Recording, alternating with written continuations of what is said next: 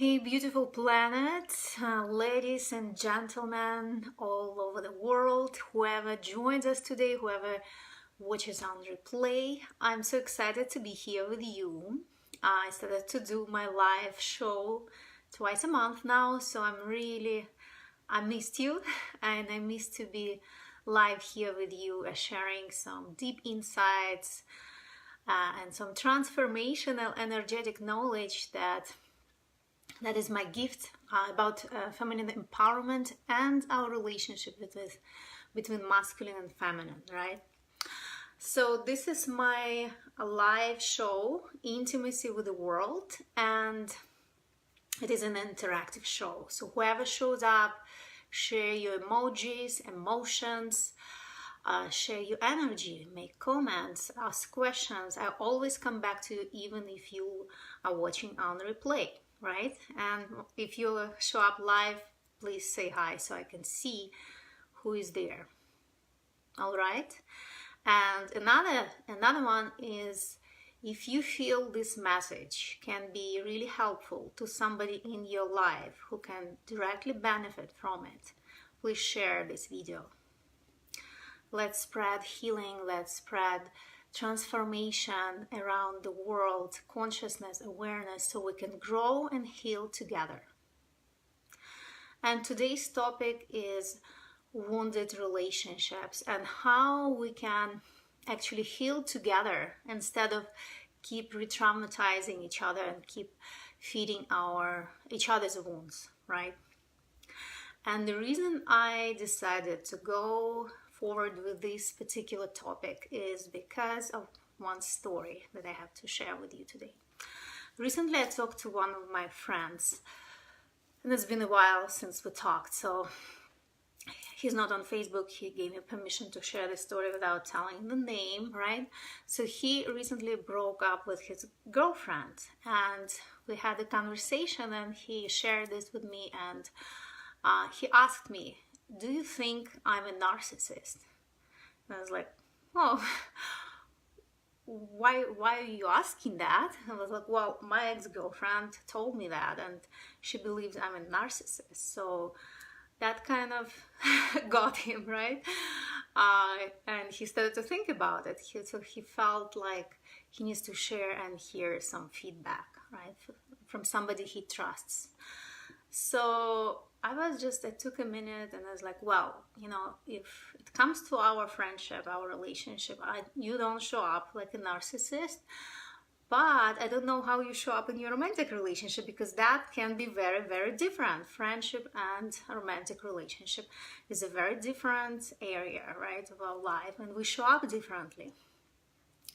So we had a deep conversation, and what I've got from this conversation, and I did share the feedback with him, is that his very first relationship in his life, he got married really young, and they were in love and everything was passionate and beautiful at the beginning, but when they started to live together, right, and being married and living everyday life together, all this painful, they started to create lots of painful experiences. They started to create lots of toxic patterns together. They started to show up in an ugly way with each other, for each other. And there are roots of how that happens, and nobody teaches us how to be in a relationship, even when we are in love with somebody, right? And that happens to young people a lot, right? And there's some childhood wounds and childhood traumas that many people carry. So he had a horrible experience with his first relationship, and this very painful breakup and divorce, and that traumatized him in such a deep level that he unconsciously, like subconsciously, he made that decision of not to go any deeper in his relationship with women, not to commit, not to show up emotionally, kind of like surfing on the surface, right, but not going deep, not committing to any lasting relationships. So he started kind of surf around and meeting different women, but not having any deep relationship. And so the way he showed up in the eyes of those women, of course, he's the guy who doesn't commit. He's the wrong guy to have relationship with. He is not reliable. He's flaky. He doesn't follow what he says, right? He changes his mind. So women didn't feel safe with him. And at the end, you know, one of them, of his girlfriends, he told him like that he's a narcissist. So see how, you know, the other side. So when we call other people some, you know, put some labels and say this and that, and yes, this is how we perceive this. That yes, this is there, it's present. But what are the deeper roots of this situation? What is the deeper roots of why we connect this way with each other, right? Because when we show up in relationship and we feel it's the wrong person, but we still go for it, that means that we show up with our wounds forward and we connect wound to wound versus like power to power or heart to heart, right? So when our wounds are activated and we leave from the place of our wounds and show up in the world, we attract somebody who connects with our wound. And maybe they bring their own wounds. So these two wounds together, what can it create? It creates lots of mess. It creates lots of toxicity. Even imagine like on the physical level, you start to rub your wound against somebody else. What can be created from this action, right? It is contagious. It is toxic. It gets worse for both people rather than healing. And that is what we're creating all the time. If I look around and see people's relationship, I can see it everywhere. And there's lots of blaming and complaining and projecting on each other, but we have to understand that everything is co-created. And if we attract that wrong man, let's speak about women, right? I work with women. We say, oh, it's a wrong man. Well, he is wrong in this particular situation because you connected with his wound and you brought your wound together forward as well. Now, the same man, he's not wrong forever and for everybody, right? The same man can show up in a different situation and the different circumstances with different energy. He can meet a woman who is in her power and who refuses to connect with him wound to wound. He shows up in her full power and she radiates that into the world. So that can create an opening that she can actually connect with him heart to heart, power to power, right? There's some kind of opening happens, and that is the place of healing and creating something new and something healthy and something powerful. Even with somebody who did like the wrong things before, out of their own fear, right? Out of their own painful experience, out of their own wound. And they just bring that forward because that's all they know. Unless they have a new experience, they will be drawn to other people's wounds, right? So that is the point that I want to bring forward today. And you know, let's kind of create a story together. That story, you can find it out there in the collective, right? And I've met some people with this story. You can play with it, but the idea is the same. So let's say John got married very young and had very, very painful marriage and was ugly divorce, and he got traumatized over lots of toxic patterns. So he closes his soul, right? He closes his heart and he develops lots of armor, defenses, right, around him. So he doesn't believe that it's worth to get into a relationship with a woman. He starts to believe that women are dangerous. They will hurt him. It is dangerous to be around. So he's not opening himself up, but more like surfing around and dating around and not committing to anything. Now, from women's perspective, he is the great person to call him. He's the wrong guy, right? The one we call wrong guys that don't commit, is not, flaky, is not responsible, doesn't want to carry any kind of responsibility, doesn't show up as emotional support, right, for women. So of course, and that is true. If you look from this angle, it is true about John. Now, at some point, he starts to realize that it's not fulfilling for him to live this way, and he does want something else, but he doesn't know how to create it or how to show up this way, right? So he starts to do some inner work, here and there, personal development, spiritual work, there's so many modalities available. And that is already a sign that he is looking for something different. He wants to work on himself. He wants to change. So let's say he goes to some workshop and he meets Sarah, and Sarah is in her power. She discovers her feminine. She is in balance. She is empowered, and she lives from her heart and from the power of her heart. She doesn't take things personally. She doesn't think that somebody is there to hurt her. She loves herself, right? And she shows up this way in the world, and she naturally connects with John, right? When John is doing his own work. And they have a connection, and they start to, like, John is mind blown. It blew his mind. Like, wow, are there women like that? There is something new. He feels it, but he can't explain it, right? Now they start to communicate and connect, and slowly growing from their friendship, getting to know each other, and then it's a journey together, right? They don't rush, and they create, at some point, the friendship becomes partnership, and a beautiful, lasting, loving, authentic relationship, right? So if we would just put a label on John that he is the wrong man, a narcissist, who doesn't have any potential to be in relationship, he would just die this way.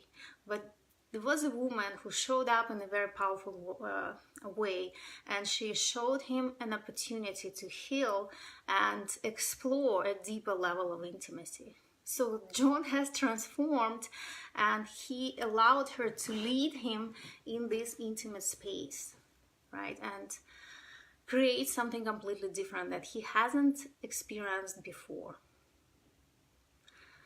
So that is an example of our feminine power and our, leadership. I call it intimate leadership, that we can help our men to transform and open up on a deeper level and create beautiful relationship. And every man and every woman has an opportunity to heal and have beautiful relationships. So I don't believe in those fairy tales that sometimes I hear online, in the coaching world, in the relationship, love coaching, that, if you're a woman, you do your work, transform yourself, you become powerful, and then there is this great guy, perfectly great at all levels. He's done his own work, he's ready products, right? And he shows up in your life. That I believe that is a fairy tale. It never happens.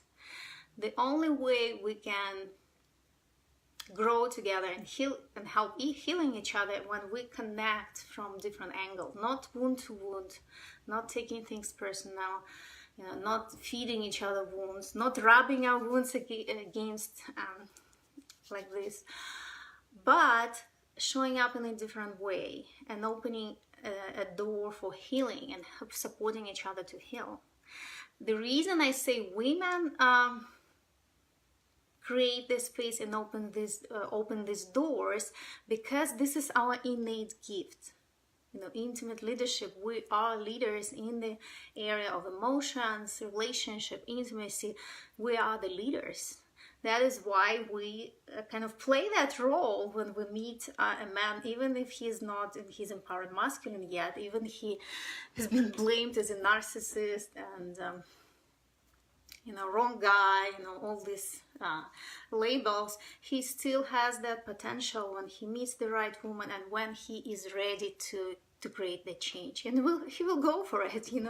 Have many amazing stories like that. For example, you can read this book called Spiritual Partnership by Gary Zukav, and he shares his own story, because he used to be this military guy, super arrogant, entitled, white man who didn't treat women well. He only was interested like in sexual experiences and kind of lived from this place like I'm a hero, like I did this and that. And at some point he met his present partner. Now she's his present partner, Linda, and this is when everything transformed in his life, right? Completely transformed. So a woman plays that transformational role in man's life. When it's the right time, he's ready to heal and transform, and when she finds the way to connect with him from the place of her power, not from the place of her wounds. And that is my point.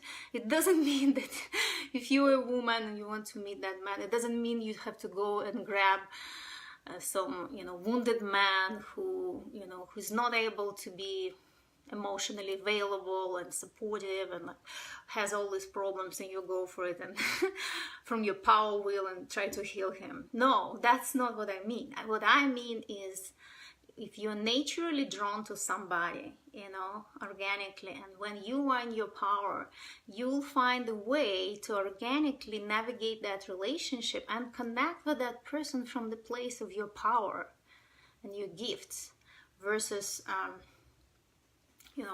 bringing your wounds forward, get triggered, get offended, and go into that spiral of toxic relationship patterns that go on and on and on for generations. That's what I mean, like once you are in your power, you don't get triggered with other people's bullshit. If somebody is avoiding intimacy, if somebody doesn't show up, you don't take it personal. You're totally clear that is that's their shit, and you do, you show up as much as you can, you connect as much as you can while honoring yourself. And it is being in that place when you don't exactly know what has happened, but you intuitively and confidently navigating this relationship and see where it will lead you, because another person has free will and we have nothing to do. We can do nothing about it, and we have to honor whatever their free will is. We have to honor that and step back when they say yes or no, right? When they say no, obviously. So that is what I wanted to share with you, and I'm really curious to hear your feedback. How that lands on you, because it's time to drop all the fairy tales. We are grown up now. And we are, as a collective consciousness, we're evolving. And when we move to the place where we live from our heart, and heart is love is inclusive, it's not exclusive. We can't exclude somebody and say they never deserve love because they did all these bad things. Well, when we dig deeper, we see how much they were afraid, how much they were wounded themselves, that led them to the place to do all these things, right? So we hurt each other from the place of fear and all these unconscious defensive reactions. So it's time to realize that everybody has potential to heal. Everybody deserves love and creating healthy, beautiful relationships. But most of us, we just don't know how. And the men don't know how from their own perspective, right? And this is the best they can do right now. But once we do our inner work and we step in our power, we create that opening together to connect from the place of heart, to grow together, to be authentic and honest to ourselves and each other, and see what we can create from that place. That's the message I wanted to share with you. Again, you're watching on replay. Share your emotions, emojis, comments, questions. I always come back to you and share this video with those ones who need to hear this today, because it is very important to spread consciousness, to spread love, power around the planet. This is what we need right now. And this is a matter of our survival on this planet, right? The relationship between men and women are fundamental. This is what holds this planet together. Without this relationship, life wouldn't be possible. So I encourage you to contribute in spreading consciousness around the planet and love. And I wish you a great weekend. And I talk to you very soon. Bye-bye.